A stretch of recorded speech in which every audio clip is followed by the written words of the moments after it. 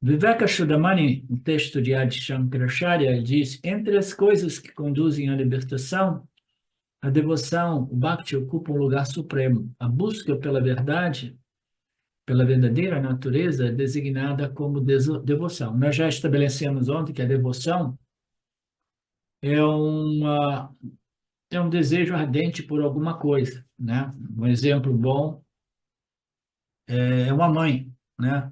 Aqueles de nós que sabemos o que é ser uma mãe é um dos símbolos, né, de amor incondicional.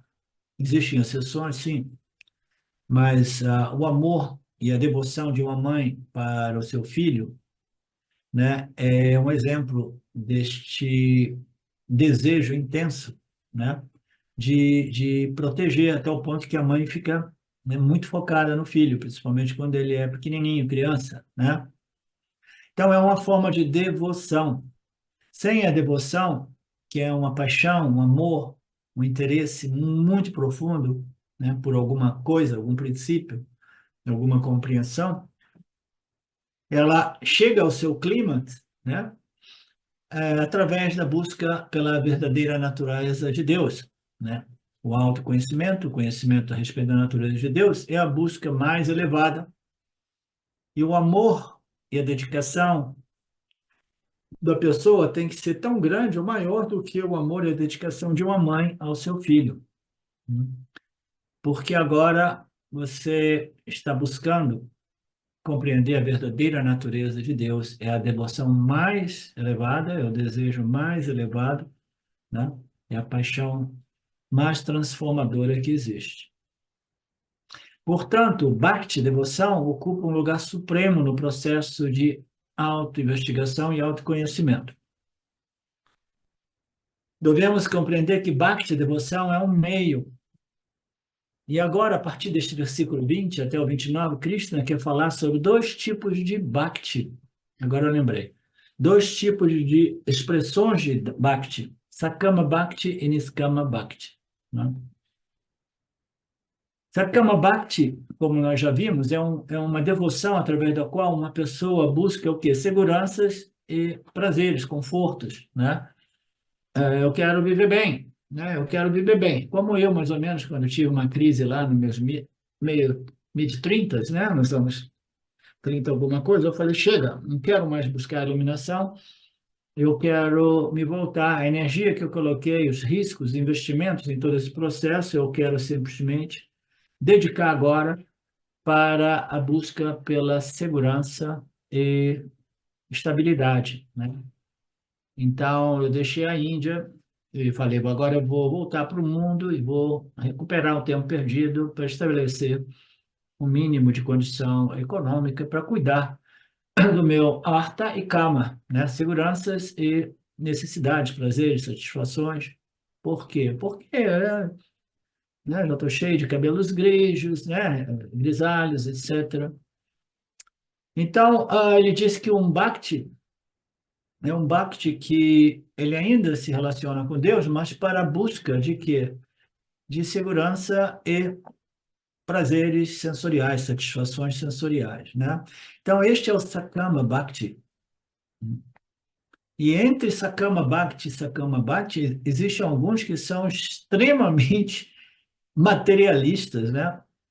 Pessoas que vão na igreja todo dia porque elas têm uma lista enorme de coisas que elas querem comprar lá nos Estados Unidos, uma lista sem fim, que são absolutamente supérfluas, mas a pessoa se tornou totalmente uma consumidora, né? Um consumidor de gadgets, de coisas, né?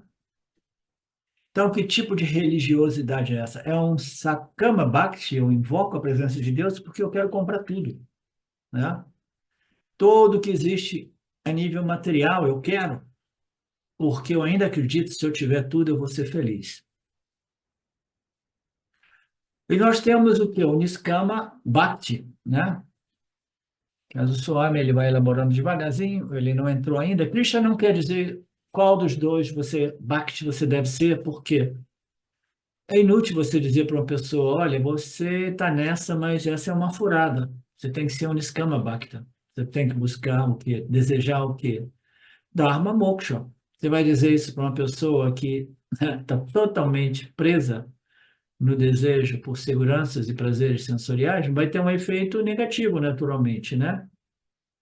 Então, Krishna, naturalmente, o guru dos gurus, ele não está dizendo que ninguém deve escolher ser um Niskama Bhakta, porque depende do estágio de cada um de nós, né? Mas se você for um Niskama Bhakti, uma pessoa que escolhe este Bhakti, ela diz que ela não está interessada em Artha ou Kama, porque conhece todas as limitações. Então, um devoto, aquele que tem um desejo, uma vassana religiosa, espiritual mais madura, mais desenvolvida, mais avançada, ele vai perdendo o interesse pelos objetos de experiência, pelos objetos de segurança, né? Os objetos de entretenimento, né? De prazeres sensoriais, né? Prazeres sensoriais. Então, o indivíduo maduro, ele vai perdendo o interesse em tudo isso. E aí você é um Niskama Bhakta, porque você quer o quê? Você quer compreender e viver, né, em observação do Dharma, porque através daquela atitude você pode realmente mais eficazmente, né, buscar o autoconhecimento e a libertação do samsara, né? Requer muita maturidade, porque quase todos nós estamos presos àqueles objetos que nos dão satisfação sensorial, prazer sensorial. Comida é um deles, sexo é um deles. É quase cruel o modo que Ishvara configurou os jivas, porque a gente observa os outros animais, eles quando têm atos sexuais, eles não parecem ter prazer. Mas como o Jiva Atma, a ele foi dado o livre-arbítrio, né? E o livre-arbítrio, a nível mais rudimentar, é a escolha entre aquilo que me dá prazer e aquilo que me dá desprazer ou nenhum prazer, né? E aí, numa certa idade, de 14, 13, 15 anos, né, o indivíduo tem este, este impulso, né, sexual. É uma coisa que é além do indivíduo, e o indivíduo, quando ele vê, ele está se encontrando com alguém e experimenta um ato sexual que, infelizmente, dá muito prazer. Porque se fosse uma coisa que a natureza compele o indivíduo, mas que não produz nenhum prazer, aí o indivíduo falou, tudo bem, isso aqui é um objeto de experiência que eu sou totalmente indiferente ou equânime. Mas não, né? Imediatamente o Jivinha tem uma experiência, ele é compelido a buscar, né, aquela experiência sexual, e aquela experiência sexual quase que totalmente invariavelmente produz prazer, a menos que exista uma dificuldade, um bloqueio. E aí, ou que seja uma alma muito avançada, né? Aí o indivíduo fica preso. Por quê? Porque todo mundo quer o que dá prazer e quer evitar o que não dá o que dá desprazer, né? Então, requer muita maturidade para o indivíduo transcender o desejo pelos prazeres da vida. Artha Kama, seguranças e prazeres sensoriais. Requer muita maturidade mesmo. Este é o Bhakta mais avançado. Ele conheceu as limitações das buscas por prazeres e por seguranças e as transcendeu, assim por dizer.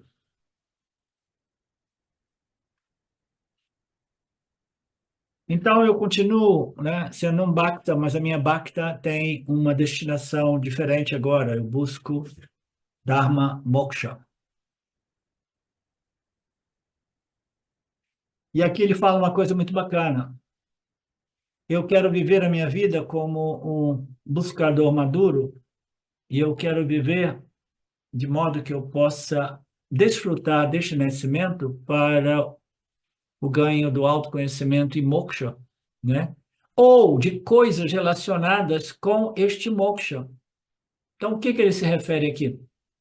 Eu quero moksha, eu quero moksha, eu quero moksha, eu quero moksha, mas moksha é a minha natureza, mas eu não consigo me tocar, não consigo me, né? Não consigo curtir, desfrutar a minha natureza livre, independente, né?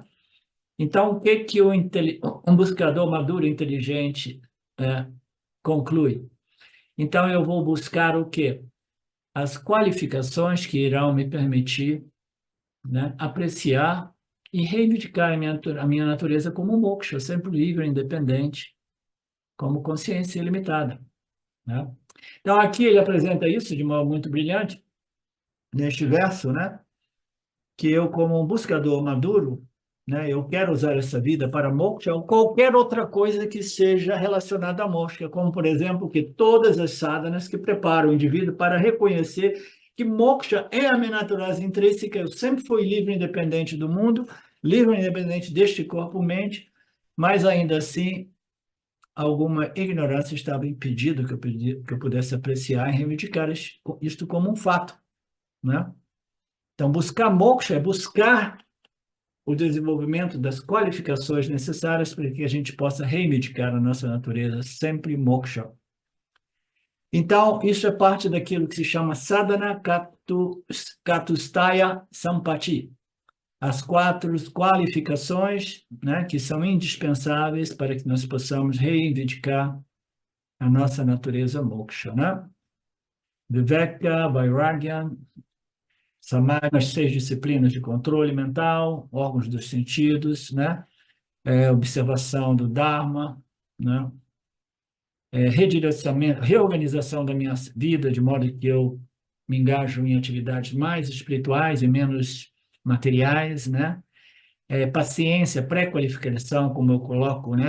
A paciência e confiança nas escrituras, né? Aqui aparece Tiksha e Shraddha como parte integrante dessas 6 qualificações. Eu tendo a apresentar essa paciência e a confiança nas escrituras, né? Como uma pré-qualificação, concentração, foco obtido através da meditação e o desejo final pela compreensão da minha natureza moksha. A gente precisa disso. Se o autoconhecimento ainda não purificou, é recomendável que a gente se volte para sadhanas que favorecem este reconhecimento da nossa natureza moksha. Qual é a sadhana mais purificadora, mais preparadora? Em geral, é o Yanam, é o Shravana, Manana e Nididhyasana do Vedanta, para aqueles que sobreviveram tudo aquilo que precede o Shravana, Manana e Nididhyasana, chegaram ao Shravana, Manana e Nididhyasana, saiba que aquilo ali é o melhor preparador, aquilo ali é simplesmente combustível colocado direto no mumukshvata do indivíduo, ouvindo os ensinamentos que estão atacando a ignorância em todos os níveis, né?